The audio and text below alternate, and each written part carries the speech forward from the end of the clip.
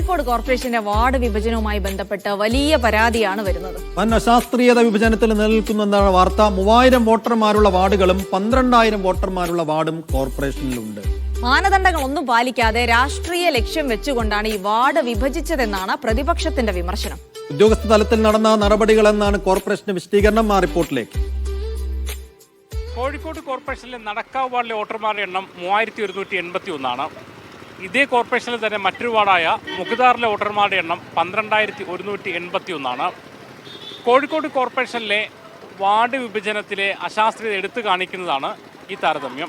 Nadakkavu, Mavoor road, കുറ്റിയിൽ താഴം, കാരപ്പറമ്പ് എന്നീ വാർഡുകളിലെ വോട്ടർമാരുടെ എണ്ണം 4000-ന് താഴെയാണ്. എന്നാൽ മുഖദാർ വാർഡിൽ 12000-വും കുറ്റിച്ചിറ, ബേപ്പൂർ, മാറാട് വാർഡുകളിൽ 10000-ത്തോളമാണ് വോട്ടർമാർ. 4000 വോട്ടർമാരുള്ള 10 വാർഡുകളും 5000 വോട്ടർമാരുള്ള 22 വാർഡുകളും കോർപ്പറേഷന്റെ തന്നെ ഭാഗമാണ്.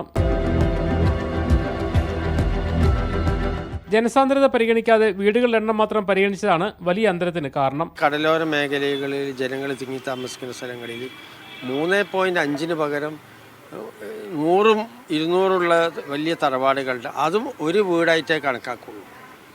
അതിൻ്റെ ഏറ്റവും വലിയ ദുരന്തം അനുഭവിക്കുന്ന ഈ കടലോര മേഖലയിലെ ജനങ്ങൾ തിങ്ങി താമസിക്കുന്ന മേഖലകളിൽ ഒരു വാർഡിൽ ശരാശരി 2223 വീടുകളെന്നായിരുന്നു മാനദണ്ഡം.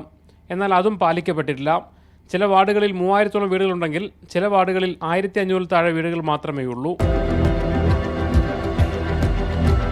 CPM-ന്റെ രാഷ്ട്രീയ താല്പര്യം മാത്രമാണ് പരിഗണിക്കപ്പെട്ടതെന്നാണ് പ്രതിപക്ഷ വിമർശനം. രാഷ്ട്രീയം മാത്രമേ ഉള്ളൂ. വാർഡ് വിഭജനത്തിന് നിശ്ചയിക്കപ്പെട്ട ഉദ്യോഗസ്ഥന്മാർ 99% ഒരു യൂണിയനിൽപ്പെട്ടാണ്.